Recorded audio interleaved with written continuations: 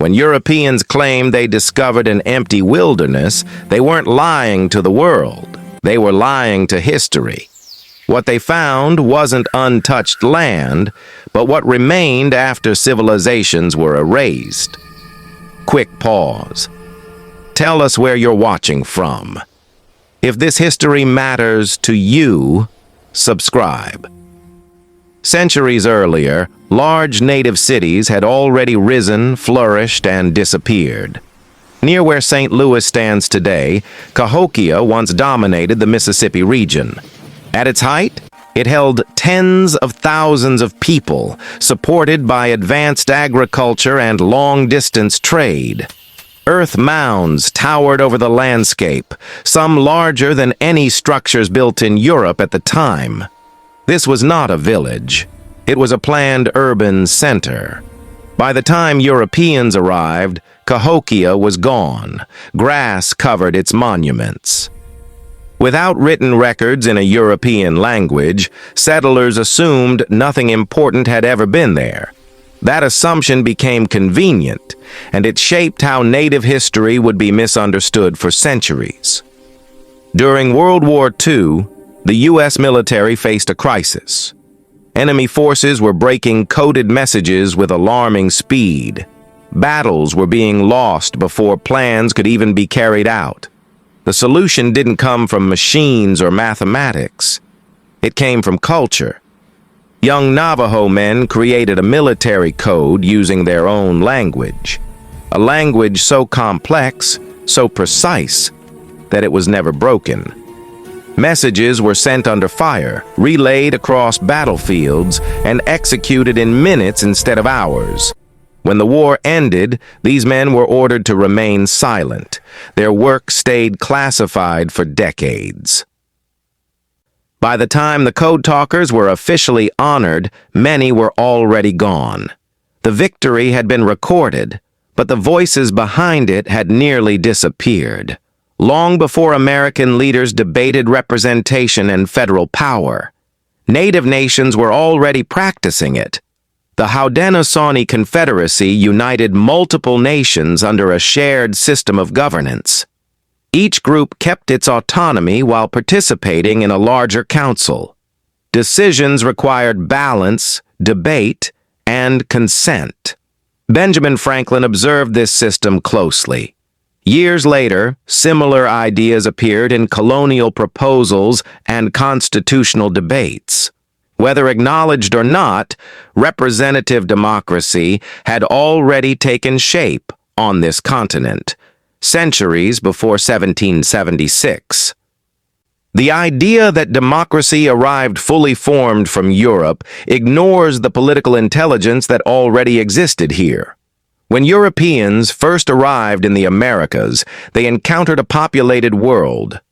Not an empty one. Cities lined rivers. Fields stretched for miles. Trade routes connected regions across continents. Then came disease. Within a few generations, up to 90% of the indigenous population was gone. Entire communities vanished so completely that forests reclaimed their farmland. Later travelers passed through former population centers and saw only trees. From that silence, a myth was born, that the land had always been empty. It was easier to believe than the truth, that something vast had been destroyed. In the late 19th century, the U.S. government launched a policy meant to reshape Native identity entirely. Children were taken from their families and sent to boarding schools far from home. They were forbidden to speak their languages. Their hair was cut. Their names were changed. Punishment followed disobedience. Many never returned. The goal was not education. It was replacement. Culture was treated as something to be removed.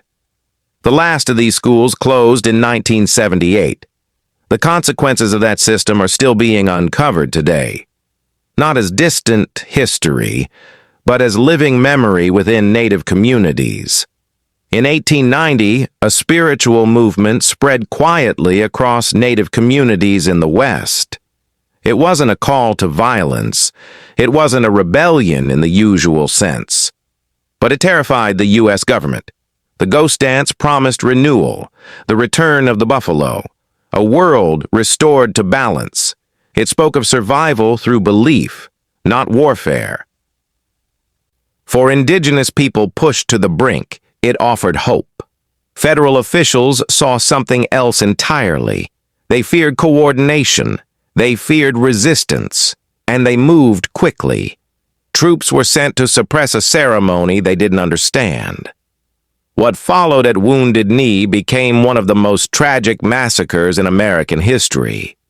Afterward, images and records of the ghost dance were seized or destroyed. Faith itself was treated as a weapon and erased from public memory. European settlers arrived with rigid ideas about authority. Power, they believed, flowed from men through bloodlines enforced by hierarchy. Many native societies didn't work that way. Among the Cherokee, lineage passed through mothers. Women controlled land, homes, and had decisive influence over war and peace. Leadership was not loud. It was steady and collective. Some women took power even further. Lozan, an Apache warrior, rode into battle beside Geronimo. She was respected for her tactical awareness and feared for her ability to track enemies. Geronimo himself called her the shield of her people. These structures confused Europeans. They didn't fit familiar models, so they were dismissed. But they worked, and they endured. Across the Great Plains, dozens of tribes spoke completely different languages, yet trade flourished. Alliances formed. Wars were coordinated. Peace was negotiated. The key was a sophisticated hand sign language shared across nations. Using gestures alone, traders exchanged goods, hunters organized massive pursuits, and leaders negotiated treaties. The system was so effective that early explorers often learned the signs before attempting spoken languages. It allowed communication across thousands of miles, where every valley might speak differently. Long before modern diplomacy, native peoples had already solved the problem of multilingual cooperation. Today, lacrosse is played on trimmed fields with referees and rules. But its origins were far more intense. Among the Haudenosaunee, the game was known as Little War. Matches could last days. Hundreds of players competed on fields stretching for miles. Broken bones were expected. Death was possible. These games trained warriors, resolved disputes, and carried spiritual meaning. Playing was believed to honor the creator. When French observers first witnessed it, they were stunned. What they saw wasn't sport. It was discipline, ritual, and preparation for survival. The modern version retains the name, but not the meaning. Long before laboratories and patents, native healers understood the land in ways science would take centuries to confirm. Willow bark was used to treat pain and fever. Its active compound is what we now call salicylic acid, the foundation of aspirin.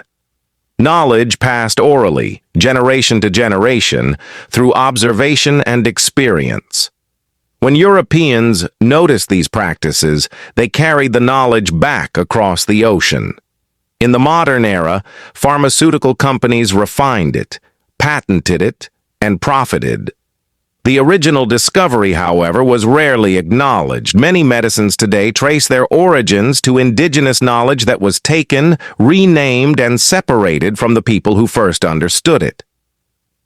Many people are taught that slavery arrived in the Americas with Europeans. The reality is more complex. Long before contact, some native nations practiced forms of captivity after warfare. Prisoners could be forced to work, traded, or absorbed into the conquering tribe. Among the Aztecs, captives were central to both labor systems and ritual life. In parts of the Pacific Northwest, enslaved people were passed down through generations. This does not excuse the later horrors of the transatlantic slave trade, which operated on a vastly different and far more brutal scale. But it reminds us that native societies were not simple or idealized. They were complex civilizations with power struggles, moral contradictions, and systems that evolved over time, like every other society in human history. In 1680, Spanish authorities believed they had firm control over what is now New Mexico. They were wrong. A Pueblo leader named Pope achieved what few thought possible. He united multiple Pueblo nations, groups with different languages, traditions, and old rivalries, into a single coordinated resistance. On an agreed-upon day, uprisings erupted across the region. Missions were destroyed. Colonial officials were killed or forced to flee south. For 12 years, the Pueblo people ruled themselves, restoring traditional practices and rejecting Spanish control.